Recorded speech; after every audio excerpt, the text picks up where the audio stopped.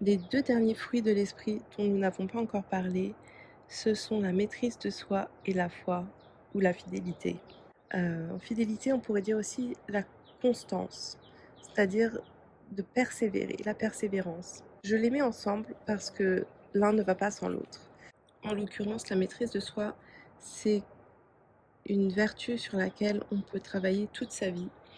Je ne sais pas quelle éducation vous avez reçue, mais parfois c'est très difficile quand on a appris toute sa vie à laisser tomber dès que c'est un peu difficile, à, à se laisser aller à tous les petits plaisirs et à tous les désirs et à toutes sortes de stimulus autour de nous et on y répond immédiatement. Ah, j'ai faim, je vais manger un gâteau.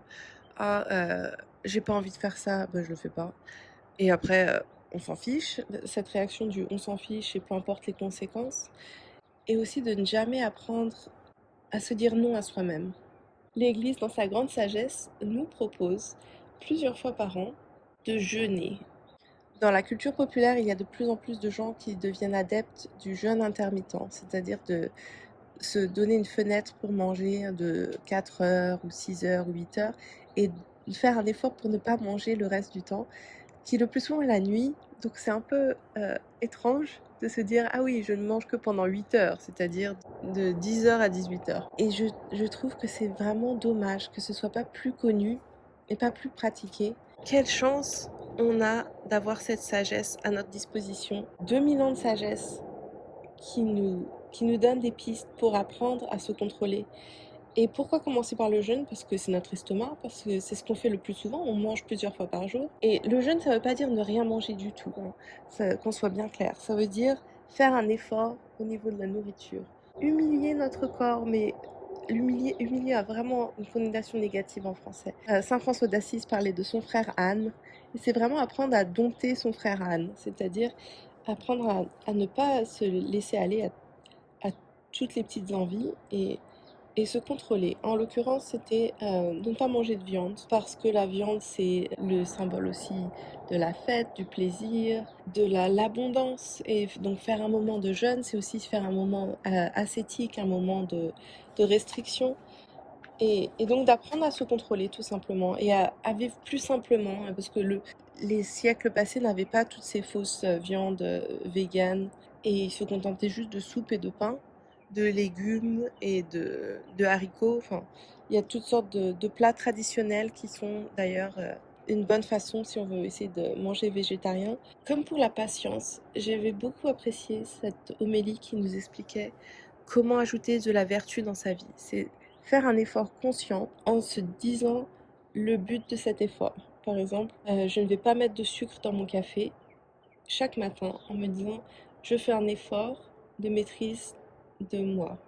Je fais un effort de tempérance. Donc quand je bois mon café sans sucre, je me dis ah, c'est un peu aberre. Je vais me dire ça, je fais cela pour apprendre la tempérance. Le jour où il y a un barbecue un vendredi soir, eh ben, je vais me contenter de la salade et d'un morceau de pain en me disant ça aussi, c'est pour apprendre la maîtrise de soi. Et le mieux avec les barbecues de vendredi soir, c'est que tout le monde s'en fiche de ce que vous mangez. Personne ne va faire attention de voir si vous avez pris le chipot ou pas. Sentez-vous libre de faire un effort ce jour-là et d'essayer. Et je pense que ça en vaut la peine. Voilà, ce sont des dons de l'esprit, donc on les reçoit plutôt qu'on les pratique, plutôt qu'on s'entraîne à les faire. Mais l'un ne va pas sans l'autre. Si on reçoit un cadeau et qu'on ne l'ouvre pas, eh ben c'est comme si on ne l'avait pas reçu. Au fond, il reste dans un coin du placard, fermé. Alors il faut faire un effort pour essayer d'ouvrir ce cadeau. Et la meilleure façon de l'ouvrir, eh bien, c'est d'essayer de le mettre en pratique. Pour la foi ou la fidélité, je pense que c'est un peu pareil. Surtout si on a été élevé athéiste ou agnostique, c'est difficile de garder la foi, de se dire ah, j'ai cru en Dieu un moment, mais je suis pas si sûre. Est-ce que c'est juste une grande blague ou une façon de contrôler les masses ou que sais-je. Il y a un papa le Nouveau Testament qui se tourne vers Jésus et qui lui dit oh, j'ai oublié le contexte. Mais Jésus lui dit est-ce que tu crois que je peux le faire? Guérir son fils. Et le père répond je crois, mais aide mon manque de foi. Je pense que c'est une très belle prière que l'on peut faire, surtout si on est hésitant dans sa foi et qu'on se dit je suis pas si sûre, j'aime les valeurs chrétiennes, mais est-ce qu'au fond j'y crois? Je pense que c'est aussi un don que l'on peut demander On n'a pas besoin d'être 100% sûr de soi pour se dire, allez, je fais un pas, un saut dans le vide, je tente d'avoir la foi. Et je peux continuer à faire cette prière avec cet homme et me dire, je crois, aide mon manque de foi. Et ensuite, il y a l'aspect fidélité de la foi, qui est en anglais on dit show up, de se présenter chaque jour à la prière du matin ou du soir, ou peu importe, et de dire, je crois, aide mon manque de foi, je suis là, je prends du temps, et de répondre à l'amour de Dieu, ne serait-ce qu'un tout petit effort, et il répondra au centuple.